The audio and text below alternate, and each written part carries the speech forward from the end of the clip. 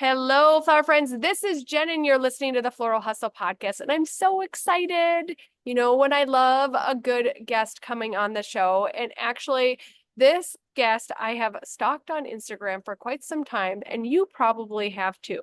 It is Franceska, the Hotel Florist. You might have seen her book, you might have seen her amazing stories that she puts on Instagram, all about how you can create reoccurring revenue in your business that is outside of weddings. And you know, I'm always about weddings. I'm that's my jam. So I want to expose you guys to additional revenue sources because you can't put all your eggs in one basket. So I'm so excited to have you here. And if in case somebody doesn't know you, which I don't know how that would happen, but I'd love for you to tell a little bit about yourself. Well, thank you so much for having me on the show. I'm so excited to be here. I started my floral career in 2015. I was living in Dubai, the United Arab Emirates, and had a midlife crisis. I had just left a corporate space. I had started my first business in cigars. I worked and hustled to the point of burnout. I was doing modeling and events, and I just found myself in this place of like, if I were to die tomorrow, I would be so mad. I would be so mad that all I did was chase money and chase the dream. And I felt like I had nothing to show for it. So during this identity crisis, I was like, well, what do I do with my life? And I knew that I had this retirement dream of working in a flower shop. So I was like, oh, I'll just go be a florist. And so I Googled, how do you become a florist? What's the difference between a florist and a floral designer? I'm sure we've all been there, and decided to book a 2-week master's class in Los Angeles. So I flew halfway across the world. I literally rented an Airbnb and a car, and I essentially lived in LA for 6 weeks. And I got my master's in floral design. And in that master's, I learned how to sell weddings, and I learned how to make daily delivery stuff. And I was just like, all right, well, I'll learn to love this because it has to do with flowers, and I'll figure out how to make money. And flew back to Dubai and picked up the phone and started calling old event contacts and anyone I could think of, and put it on Facebook like, hi, I'm a florist now, like hire me. Yep. And I started with weddings because I thought that's how you made money.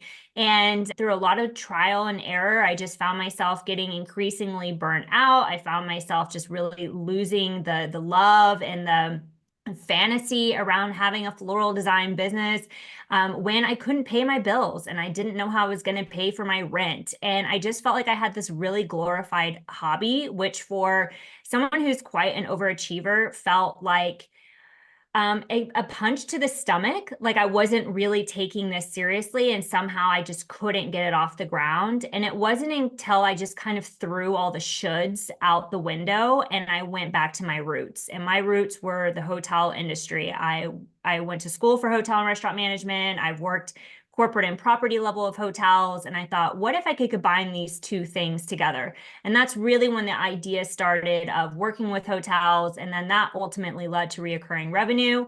And here we are today, almost a decade later, where I help florists do exactly the same. So I'm excited for today's chat. That is amazing because I think when people think of a florist, they think of just weddings. Yeah. So it's Or a so, flower shop. or a flower shop, which I mean, that has never been my dream. It's so interesting. So many people have this dream, but I like time is one of my currencies. And I don't know about you, but has it ever been appealing to be in a shop all the time, just kind of live in a shop? No, absolutely not. Like I thought you had to have a flower shop to be successful. You know, when I first started, I was in my townhouse and Russell came up, which is a small emirate near the Oman border. And I was driving back and forth to Dubai, which was an hour and a half each way. And I just thought I wasn't successful because I was soaking foam in my bathtub. And like, that wasn't glamorous. And you don't put that on Instagram because, Yeah. people won't take you seriously. So when I moved to Houston a year later, I was like, right, I need a flower shop. Like I need a, prime location in a bougie neighborhood where people have, lots of money to spend. But then you had to get people in your flower shop. And then you had to, I mean, it was a whole nother level that I Yeah.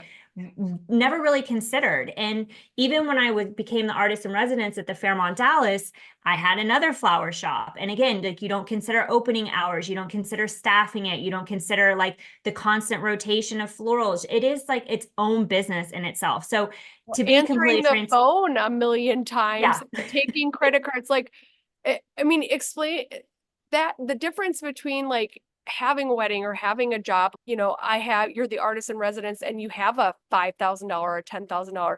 Like to me, that is just so much more in alignment with me. And Yeah. it sounds like in alignment with you because Yeah.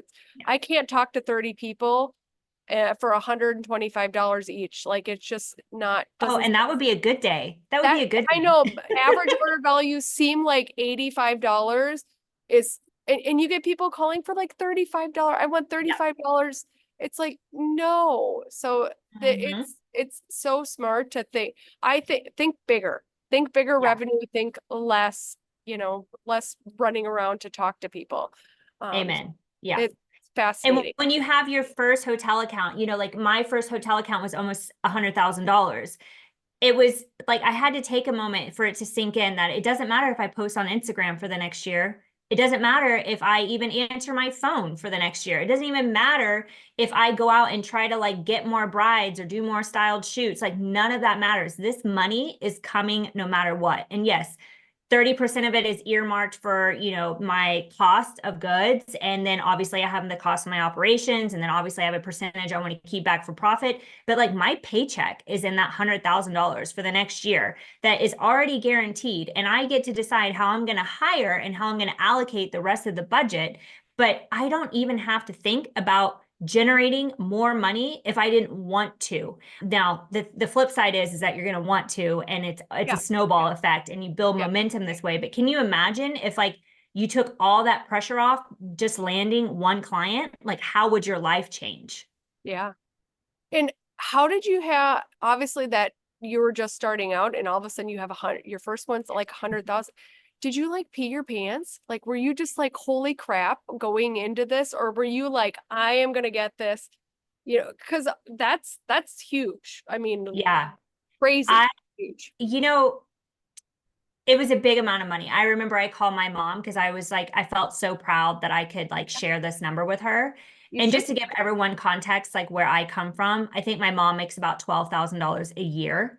So for me to sit there and say, hey, I just landed this account and it's worth this much, like I could barely get the words out of my mouth. Like yeah, I love to share my story because I find that the biggest setback for florists is it's always mindset, but especially like where we come from and we feel very undeserving going into these places. Like, we didn't vacation in five-star hotels. And maybe even today you haven't even bought a luxury item. Like, maybe you don't have a wardrobe full of designer clothes or shoes or handbags. And like, that's okay. You don't need those things to work for these brands. And so for me, that was like, the way I grew up, I mean, I grew up without running water. I entered foster care at the age of 12. There was so much I had to overcome to go into these lobbies and ask to speak to the general manager. And that's why, like, I really do help florists get over that initial hurdle of just feeling out of place, knowing that someone is instantly going to call them out based on the way they look, based on their skin color, based on where they come from. It's a very real fear. And your business not lasting, not surviving, not making money to support itself is also a very real fear. So, when I think back on the times I've been like my most confident self, it really came from survival. I think we do a lot of things that we are shocked that we do when we're in survival mode. And now I really like to help florists not have to get into survival mode, but find that confidence to go into those hotels. And definitely having the education and having the previous experience of being on the flip side, I dismantled that fear of not feeling like I belonged because again, like I came from that industry. I knew how to speak hospitality lingo. I knew maybe a few people within the industry, or I could tie in a story somehow that would make my cold call a little warmer. And these are all tips that I dive into inside the Hotel Florist Profit Method, because we all have something we can bring to the table, whether it's how detail oriented you are or your previous experience, especially in customer service, or if you're coming from the event background, like how organized you are. Like there are certain things about you, your strengths that you already have that you can speak to without needing to feel like you come from this place of having lots of experience, lots of 5-star experiences. Yeah, what's interesting, and I've caught this a lot in your Instagram and things. You've written obviously your book, the Hotel Florist book, but you've also wrote a personal book about your personal story too. Yeah, so thriving. That's It's what my that's what I personal thought. memoir. Yeah. In is that kind of about some of those things like that, when you grew up, that sounds like you went through a lot of trauma, like a lot of all the not so great things, but you Yeah. still like kicked ass and taken names from that. Um, Yes, and that gets you only so far. And so, for me in 2019, when I'm in my second multiple six-figure year, I'm working like 1 day a week. There's this part of me that feels so unhappy, like so angry. I can't place it. Like I'm like, I have all the things. I should be so happy. I have the little black book of clients. I have the bank account. Like I have the perfect marriage. I have the perfect location. Like everything was like perfect on paper because I just thought, and I call it now, like if I could just hide behind my beautiful billboards, if I could just show you what you wanted to see, then maybe I would be lovable. Maybe I'd be worthy enough. And it wasn't until COVID hit and everything came crashing down, and I no longer had that really big cush bank account. And I no longer had those like amazing clients on standby. Like, and then I found myself in my closet for 2 weeks going, who am I? Am I a funny person? Will my friends want to be my friends if they know that I'm not making X amount of money anymore? Like I really went through this identity crisis. And for the past 4 years, I've really been on a mission to come home to myself, and part of that was sharing my story. That I find that so many of us, especially as women, are suffering in silence. We are yeah. shaming ourselves constantly without even being aware of it, and this is what's keeping us stuck. So And our biggest strength is actually sharing these stories where, through my vulnerability, you can connect through your own vulnerability. And so Sir Thriving was a memoir that it took me 2 years to write, and it was published last year. And I do talk about my floral journey, how I started, but our coping mechanisms only get us so far, and they're required for certain seasons. But I am really on a mission now, in addition to what I'm doing in the floristry world, but to really talk about how unresolved childhood trauma is robbing us of unfulfilled adult relationships, and how we're operating in this lifetime. well, I think, and this is something, we talked about before we hit record. I'm a certified life and mindset coach too, because so many times when you have a business problem, you have a life problem. Like, Yeah.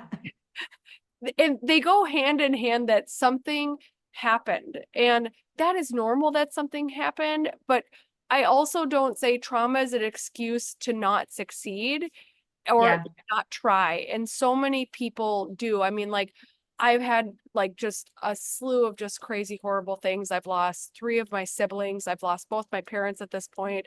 I have a special needs kiddo, like all these things, but like trauma doesn't define me. Trauma doesn't define you, but often it does. And like, how did your mindset shift to say, like, all of that bad, crap that happened, all those bad things, like that doesn't need to be the future Franceska. Like I'm done with that version of me.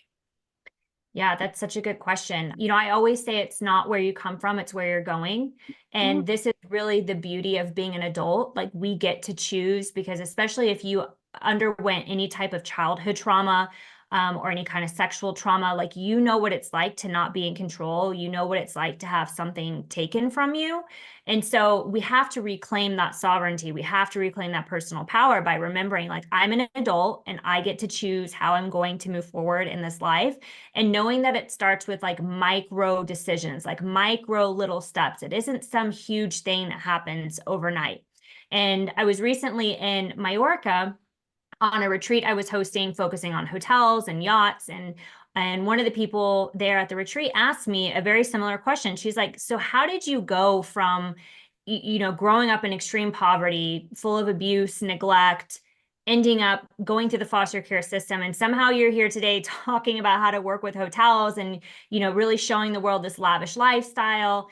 And ever since I was a child, I just knew that this wasn't going to be my life. Like the people that I had around me, I had such a strong feeling of just being repulsed by their actions. And I just thought, like, my life, this is not how my life is going to be. My life is going to be completely different. And a lot Yeah. of times I was able to endure those situations because I fantasized. Fantasy for me was a way of escaping. My imagination was huge.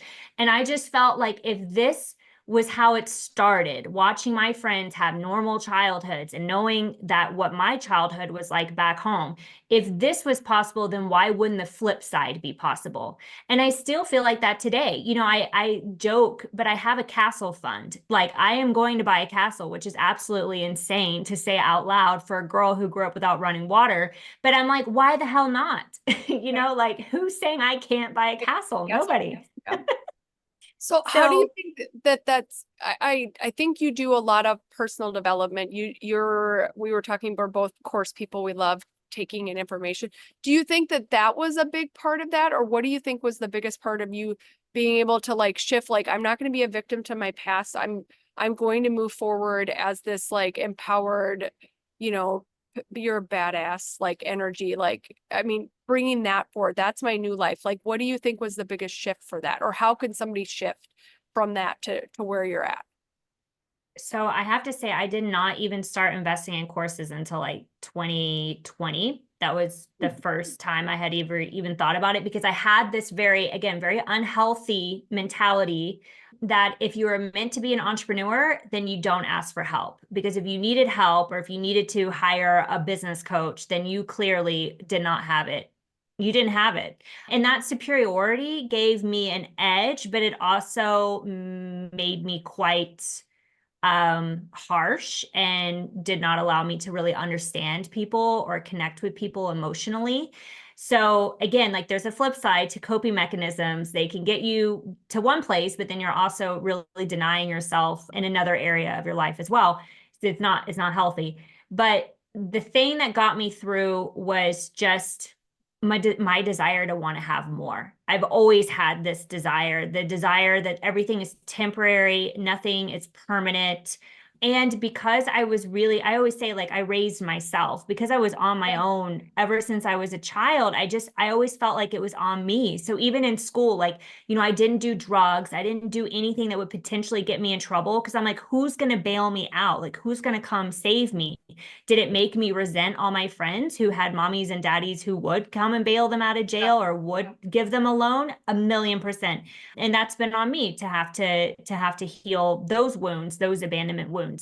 But if I'm talking to someone and they're in a really hard time and they feel like they just can't find their way out of kind of like the victim what paper bag, it it's it's remembering who you are at your core. It's remembering why did you come here in the first place? Like I always say that our souls went to like some sort of auction and they're like, right, okay, I need to heal this karmic wound in this lifetime. So, you know what, Yep. give me her human vessel. I'll go do life through that. So we chose this life. Yeah. And we chose the hardships, we chose the beautiful moments. And I know for some people listening, that might feel quite activating because a lot of times, especially when we go through something devastating, like you said, losing siblings, losing your parents at an early age, going through trauma, there's a part of us that wants someone to pay for that. Yeah. And there's a part of us that wants You're someone to come and angry. to save us or to Yeah. come tell how it wasn't our fault and we didn't deserve it. And the harsh truth is that we are that person. We're the only person that can do that for ourselves and, reparent ourselves. So anytime that we're playing a story in our head that's keeping us stuck, that's keeping us in this victim state, I always say, like, change your thought, change your life. It's so incredibly powerful because the thoughts that you're choosing on a daily basis, the stories you're telling yourself, you can always just do a quick fact check and be like, does this story feel good? Is this story ultimately making me feel a certain way to take an action to get a said result that I want? Or if it's not, what is a way that I could change this thought? I could change this story. And that the easiest way to do that is literally and add and yet or but to your statement, to your sentence, and that will dismantle whatever story has been playing, and it will break that negative thought loop so you can get out of victim mode. That was impactful. Everything you said is, I think that, I mean, women just have a hard time like going, I can actually make this shift because we're taking care of everybody else but ourselves. Yeah. So especially if you're a mom, like you're just worried about taking care of your humans, that you're parenting them. And so the thought of working on you just feels like so much. But I think for you to be successful in business and for you to actually like have a business that you dream of, for one, your life is going to be so much better Yeah. when that happens.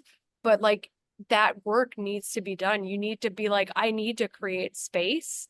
And I feel like so many of us don't feel like we deserve the space. So it's empowering to hear, like, I talk about this, you talk about it, that this is a big factor to being successful, and we deserve that success. Yeah, I mean, society taught little girls to take care of other people. Society taught little girls, be quiet, don't take up too much space, don't be too much. So, in our defense, we're only doing what we were taught, and that is to be good little girls that turn into good wives, that turn into good moms. But it's actually a very selfish thing. It's actually a people-pleasing thing if we continue down this route. Again, like, we have certain coping mechanisms and they work until they don't. So if you're trying to be the best wife and the best mom and the best business owner, but yet you aren't making any time for yourself, it's not going to happen. Right. And so it's kind of like profit first. I talk a lot about how we're taught in school, revenues minus expenses equal profit. And guess what? Usually you have zero left when you do it that way. So you have no profit. But if you take your profit first, profit equals revenues minus expenses, it's the same formula. You've just prioritized profit in this case. And the same thing goes with life profit. So if you're in a phase right now, you're in an era, again, like I said, nothing is permanent, everything is temporary, and you're finding that you just don't have time and you're pouring into everyone else but you, it is your job to make time. And maybe that's waking up an hour earlier. Maybe that's not committing to everything. Maybe that's increasing your pricing and taking on less clients. Maybe it's sitting down with your husband who you feel is dead weight and you're having a conversation with them saying, hey, I need more help in this house. Maybe you're hiring a maid. Maybe you're hiring a private chef. Maybe you're allowing yourself to get bougie with life and give yourself support. But at the end of the day, like if you want to be successful, that is the best way that you can give back to everyone. You being the best version of you is going to make sure that you're the best version of a mother to your children. It's going to make sure you're the best version of a wife to your partner who's agreed to spend their whole life with you.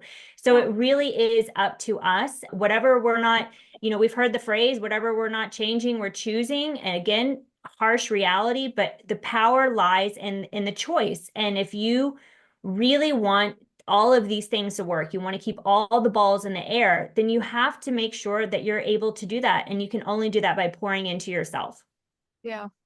That's funny that like these are all things that I talk about all the time because I think it's so important that we're in our power to make change. And I always explain, like, we have a plate, and if we keep just piling stuff on the plate, it's going to spill over, and like it's just a mess. And like we deserve to have a very beautiful plate with food that's proportional, that creates space for us, that looks delicious. And like you look at your life and you'll be like, my life is amazing. I love my life. And I feel like so many women, especially florists, are creatives, and creatives are often introverts in my experience. And so then we're getting a bunch of introverts that don't feel like they can create space and be heard and be loud and be like the person that everybody notices and wants to create space because, like, look at this person. And it's sad because I'm like, you are so much bigger than you're being. And I love that another leader is showing people that they deserve that space, because we do. Yeah, something I wish I would have heard way sooner is that you can always change your terms and conditions. So you can always change the way you're showing up in your business. You can always change the way you're showing up in parenthood. You can always change the way you're showing up in your relationship. Now, you need to have a clear conversation, led with love and kindness and compassion, because not everyone operates at your speed. A lot of times you're moving way faster than the other people around you, or they need more time to process it. So it's being patient with them, but it's sitting them down and explaining to them what you can and cannot tolerate anymore, and the reason why it's affecting you, and the reason why you want to make these changes, and the reason why it's in the best interest of the children, of your partner, of your marriage, of your business.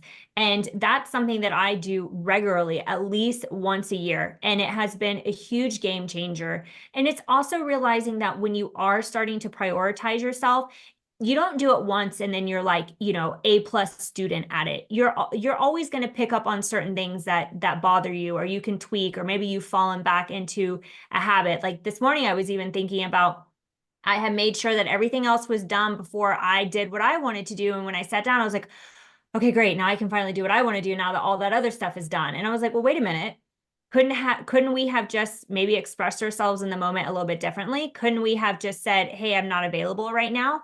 And it's knowing that it's not that you got it wrong and now you're going to get it right in the future. It's just always being open to that awareness that how you feel matters. And the people that are around you that care about you, it matters to them too. And we just weren't ever really given that as a clear message. So let me give you that permission that you can change your terms and conditions. That is so great. And I also picked up, you're one of the only florist kind of business coaches that talks about profit first. And I do profit first. I love it, but somebody listening might be going like, what is that even? So Yeah. can you explain what profit first is? Because I think it's amazing and it's something that makes so much sense, but it's Yeah. a moving target with flowers, obviously.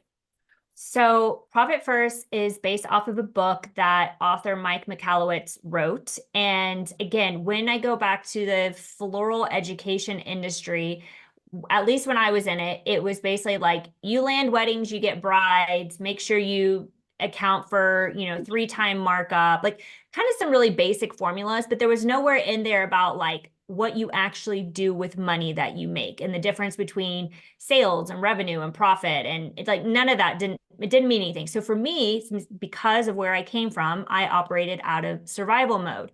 And a lot of times people that earn pretty fast and grow their business pretty fast is because they're operating out of survival mode. So it's only a matter of time before they're going to burn out.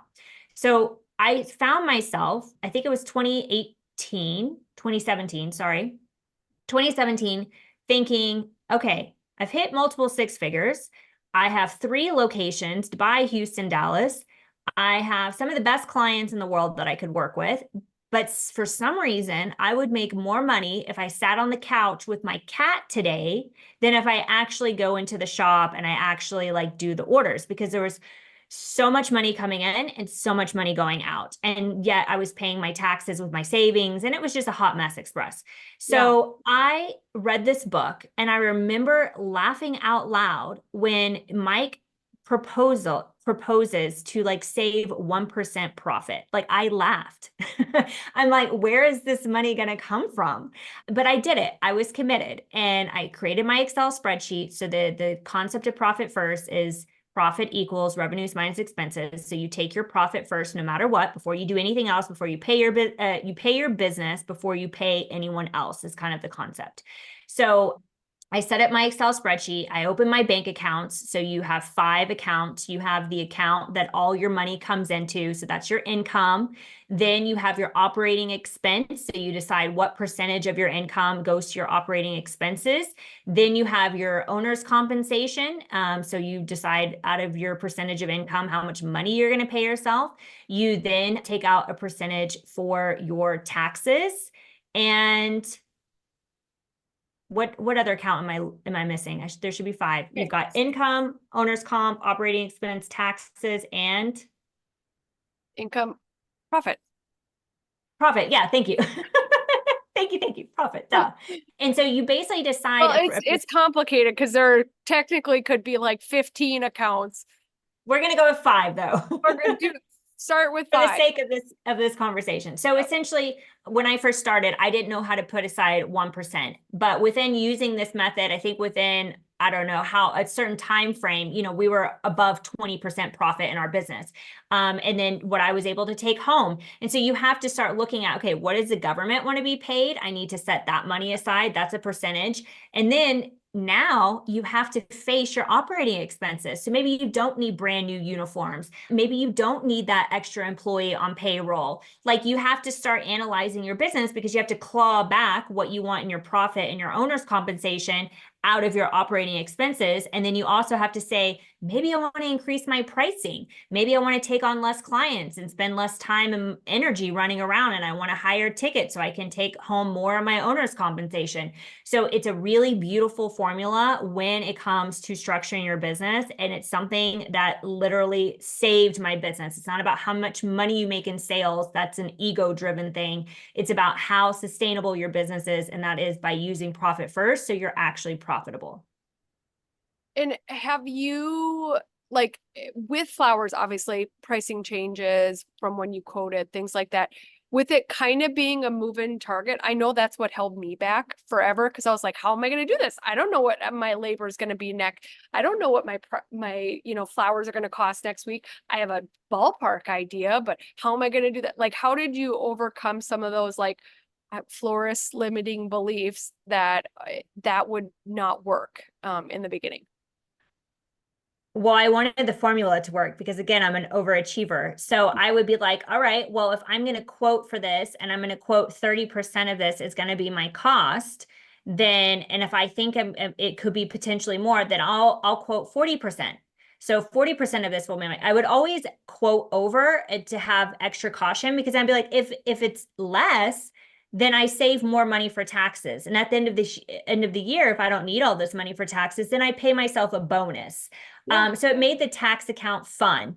But I never really used, and this might not sound very nice, but excuses as to why Yeah. I couldn't do something that I knew was going to benefit me. So again, it's adding and, yet, or but. So like, oh, prices are constantly changing, and I can go ahead and round up in my favor because this is important to me and I want to be more than 1% profitable. Because at this point, like, it takes one thing, like a pandemic, and all the doors would be shut. And for me, luckily, I figured this out 2017. So when the pandemic came, it was like, right, well, while we're still taking care of one hotel, let me come over here and make the Hotel Florist. And it made it like a very easy transition for me. And that's why I'm so passionate about it, because I used it in my own life and it affected my life in a really positive way.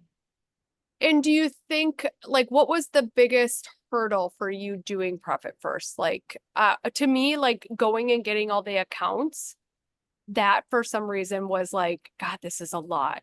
And then logging in and you see all these accounts, and like, for some reason that was like the biggest, like, hurdle for me, like, doing. And that seems silly, but like, they told me at Wells Fargo I was going to have to be there because it's an hour per account. And I'm like, I'm going to have to go. I'm like, you guys, like, need to. And the person had never heard of it before, and he's a business banker. And I was like, now I'm talking to the idiot that's at Wells Fargo too, that, like, has no idea. And he talks to business owners all the time, and this is what I'm getting. So I'm like, am I getting the right account?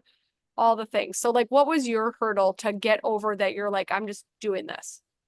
My hurdle was being confronted that my operating expenses were so high, because it meant that I had to make really uncomfortable decisions. It meant that I had to fire people. It meant that I had to say no to things. It meant that I had to ask for more money and justify it somehow. That part was the part that was uncomfortable for me. It is true, like, in the beginning, it feels a bit daunting, but I'm also a huge component of, I will never let someone make me feel, first of all, we can't let people make us feel a certain way, but I'm not going to allow myself to feel intimidated or embarrassed by someone whose life I don't want. So if I'm being told by my business banker that this is silly, it's irrelevant, because I don't want to be a business banker. And I highly doubt this guy wrote a book on how to help my business because he just was bored one day. I'm going to believe that it works. Like, I'm going to believe that this resource is going to make me better. And I don't need this business banker to believe in me. I believe in me. I need him to open accounts. My CPA actually told me numerous times that this was a waste of time I and that got it that wouldn't too. work until she saw that I hit multiple six figures and then went on and doubled it and then came and asked me how I did it and wanted to implement it in her own business.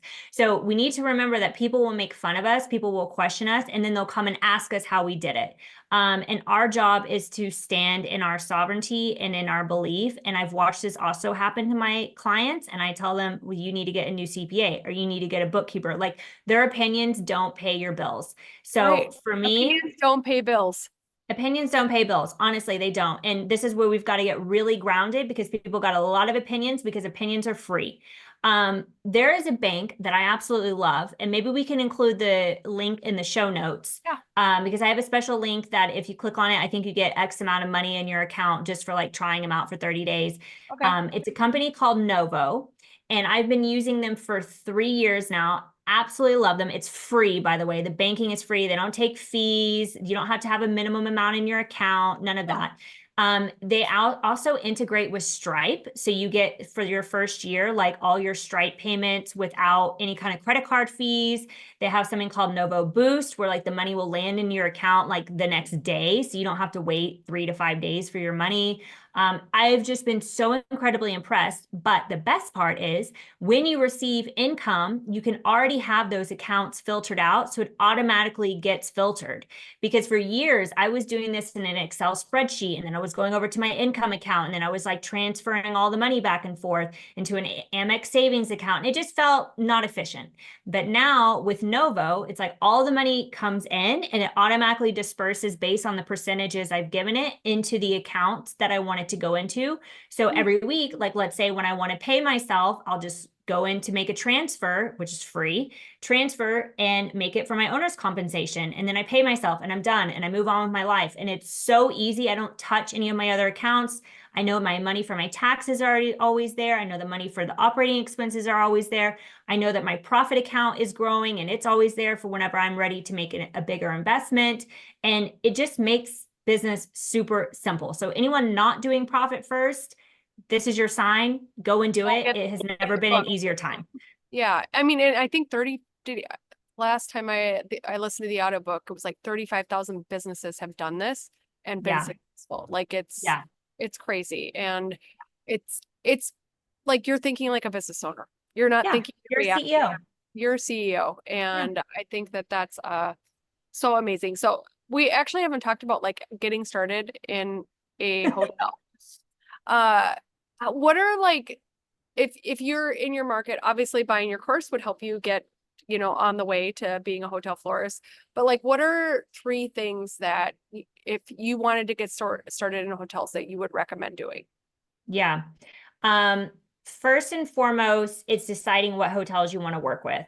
So hotels are labeled anywhere from 1 to 5 stars.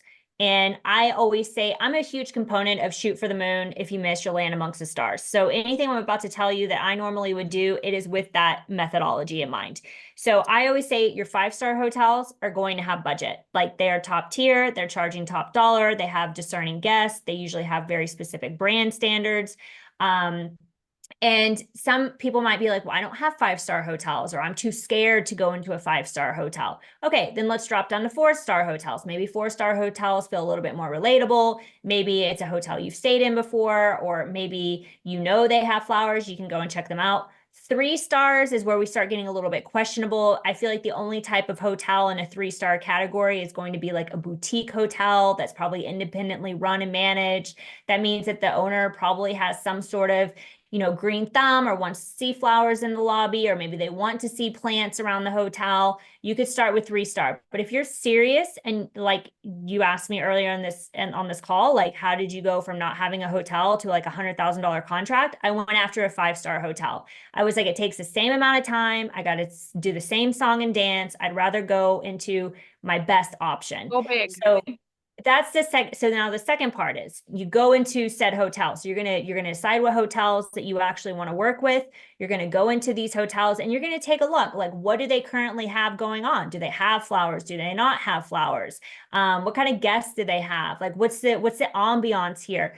The difference between weddings and events is your wedding is like a one-hit wonder. It's 24, 48 hours max, and you're done. A hotel, you have that client for at least a year. So do you even like this space? Do you even like the vibe? Is this a place you could imagine like going to every week? I mean, this is important. And then I always say to like regulate your nervous system, and this would be like step 3 is sit down. Don't just walk in and ask to speak to someone. Like the energy from that is like, hi, I want to sell you something. And I don't know about you, but the last time I had someone trying to straighten my hair at the mall at a kiosk trying to sell me a straightener, Yeah. I was not into it. No, So sit no. down. Or to buff your shoes.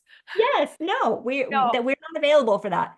no. So sit down, regulate your nervous system. It's a business write-off. Have a cup of coffee, have a glass of champagne, meet a friend for lunch. Just allow yourself to regulate in this space. It can feel very overwhelming to go into this place. But the moment that you sit down, the moment that you order something, you are a guest of the hotel. You are no longer a vendor there trying to sell something. You are a guest.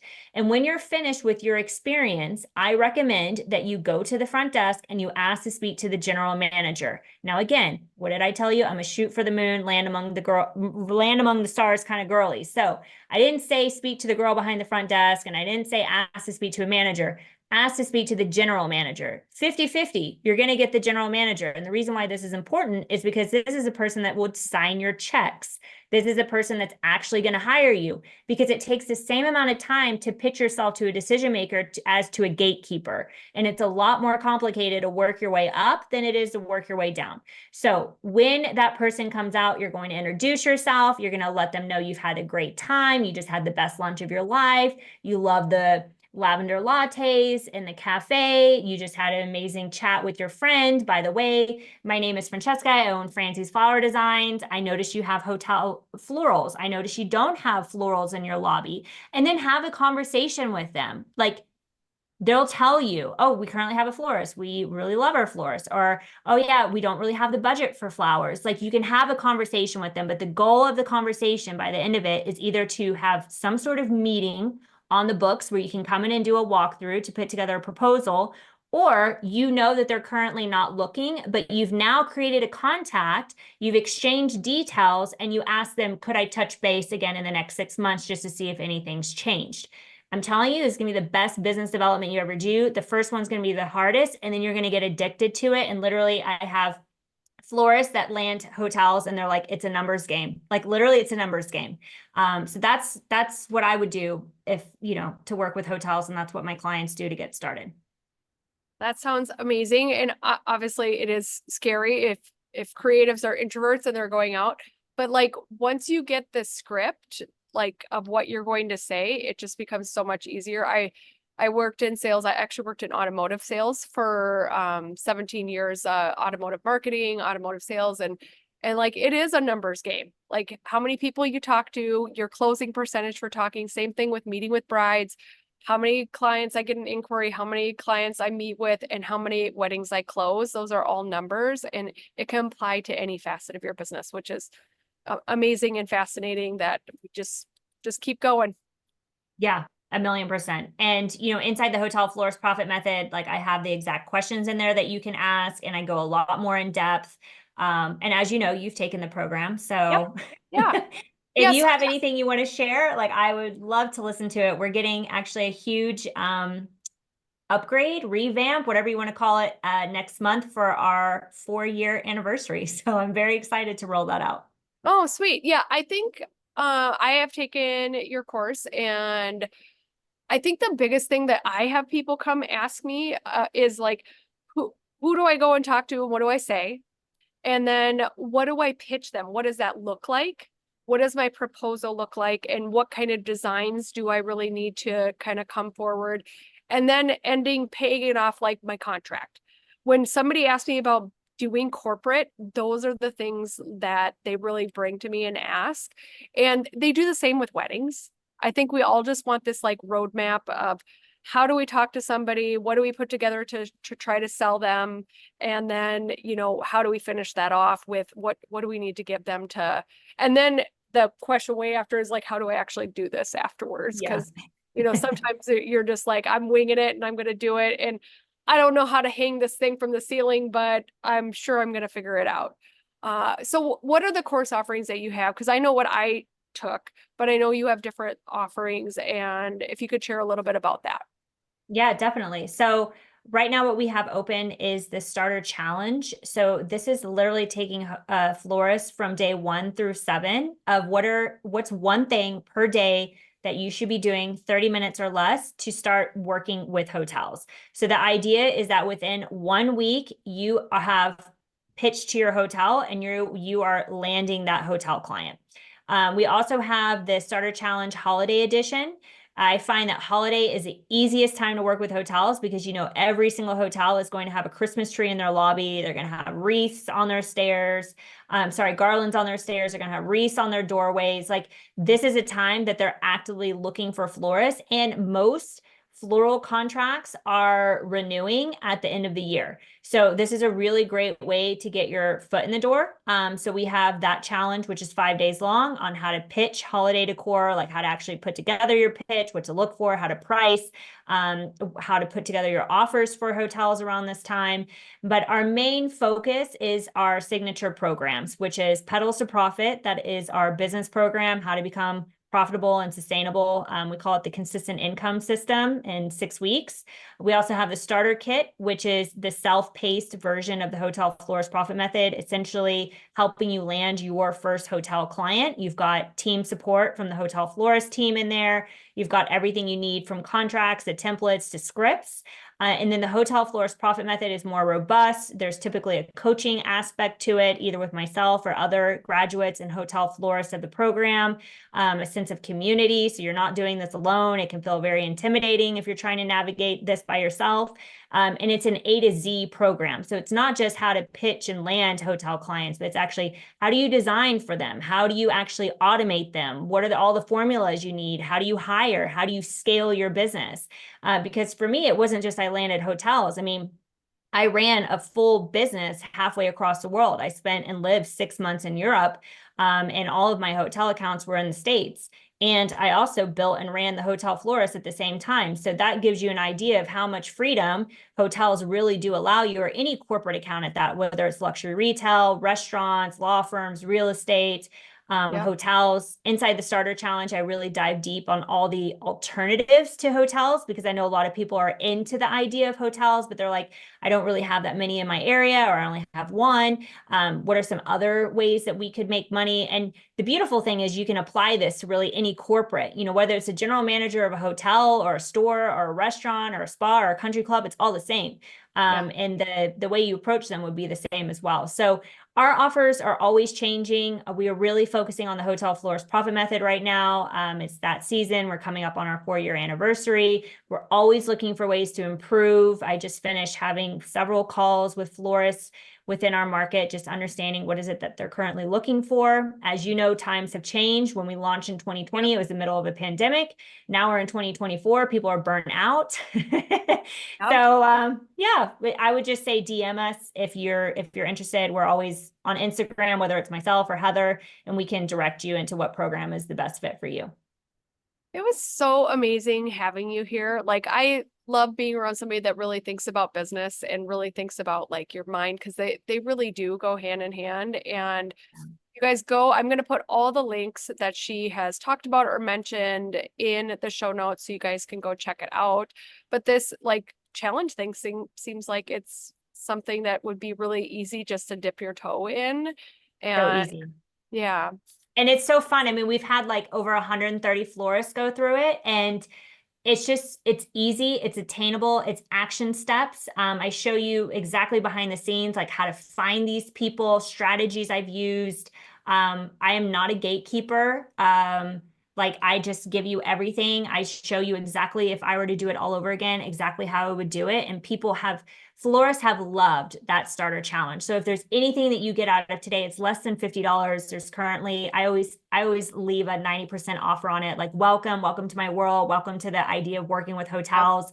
It's important that you get to know the industry you're thinking about entering into, but also the educator that you're considering investing in. And I think this is a really great way to pull back the curtain on both.